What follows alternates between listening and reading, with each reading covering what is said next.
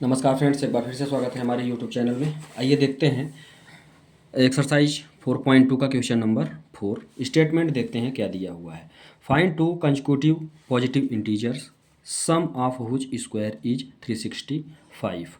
मतलब आपको दो लगातार ऐसे पॉजिटिव इंटीजर लेने हैं, ऐसे पॉजिटिव नंबर्स लेने हैं जिनका सम का यदि मैं स्क्वायर कर दूं तो 365 के बराबर हो जाए। तो चलिए देखते हैं, सॉल्यूशन स्टार्ट करते हैं। इसका सॉल्यूशन कैसे करेंगे, है ना। सबसे पहले तो यदि हम सॉल्यूशन की बात करते हैं तो बोल रहा है टू पॉजिटिव इंटीजर, ठीक है। तो हम क्या ले लेंगे, लेट दोनों जो पॉजिटिव इंटीजर हैं हमारे, उनको हम कुछ ना कुछ मान के चलेंगे, ठीक है, क्योंकि मुझे पता तो है नहीं कि क्या होंगे।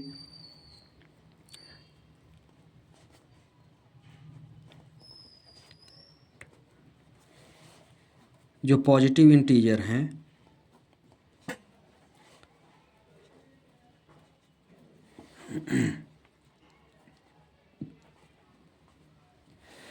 एक को यदि मैं x लेता हूं तो दूसरा क्या होगा भाई, लगातार बोल रहा है तो जब x में एक जोड़ूंगा तब तो मुझे लगातार नंबर मिलेगा, ठीक है। तो पहला यदि x है तो दूसरा नंबर मेरा क्या हो जाएगा, x+1। बात समझ में आ गई भाई। x में कोई भी नंबर मुझे x मिला तो जो लगातार नंबर प्राप्त करना है तो x में मैं एक जोड़ता चला जाऊंगा, x+1, x+2, x+3, तब तो मुझे अगला नंबर मिलेगा, ठीक है। तो जो लगातार बोला तो पहला नंबर x है तो दूसरा x+1 हो जाएगा। अब आइए देखते हैं प्रश्नानुसार जो मेरा प्रश्न बोल रहा है, अकॉर्डिंग टू क्वेश्चन, वो क्या बोल रहा है। बोल रहा है सम ऑफ हुज स्क्वायर, मतलब यदि मैं इसको स्क्वायर करके जोड़ दूं तो वो मुझे किसके बराबर मिलता है, 365 के बराबर। आ गया समझ में। सम ऑफ हुज स्क्वायर इज 365। आ गया समझ में यहाँ तक।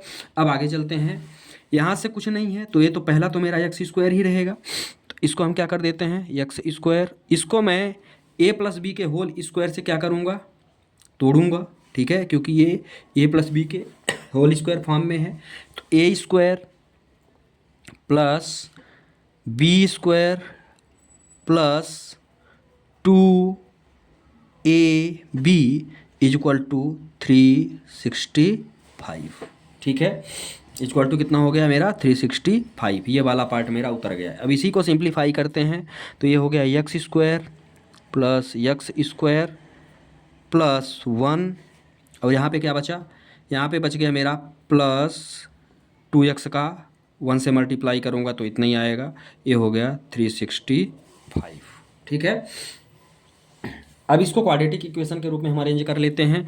तो ये दो हैं तो ये बच गया मेरा 2x², ये के x² में x² जोड़ूंगा तो 2x² plus 2x plus 1 minus 365 या 365, और इसको यदि मैं इधर लाया तो ये हो गया 0 के बराबर।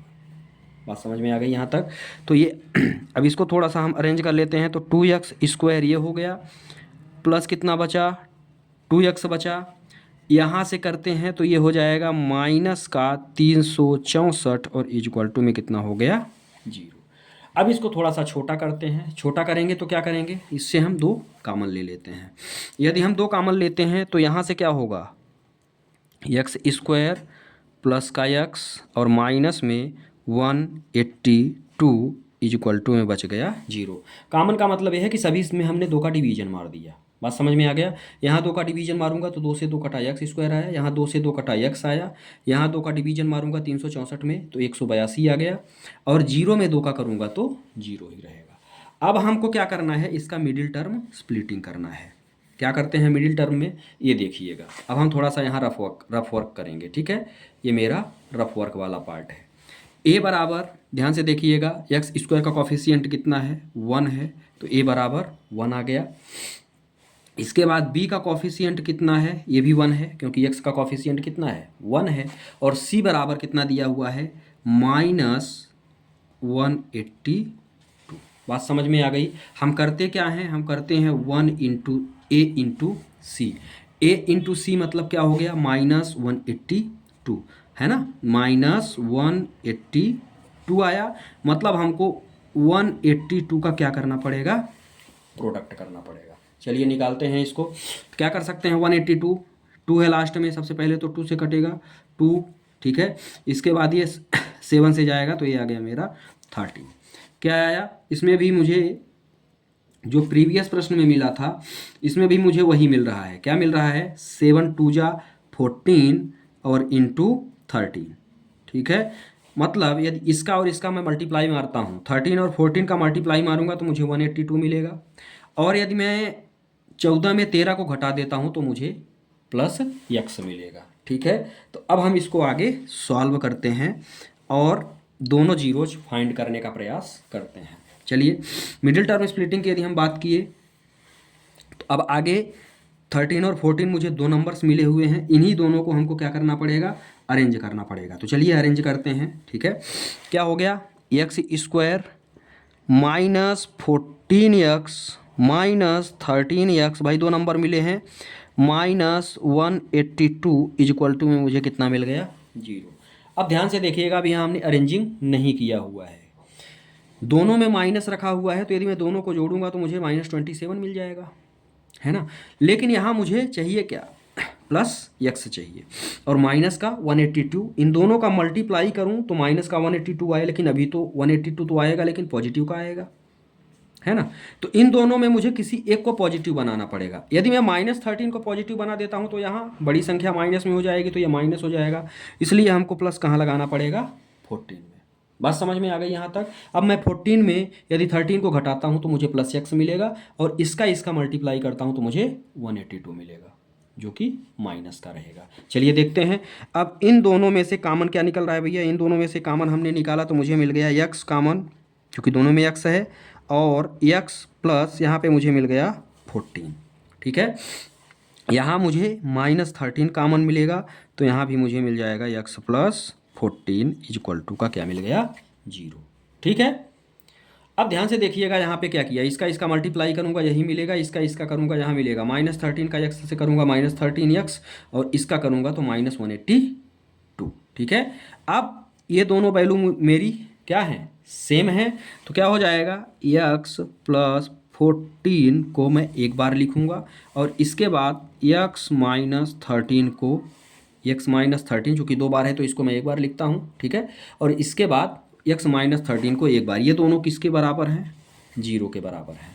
एक दोनों को एक एक बार आप 0 के बराबर कर दो तो क्या हो गया, x माइनस 14 इक्वल टू 0, और x माइनस 13 इक्वल टू कितना मिल गया, 0 के बराबर मिल गया।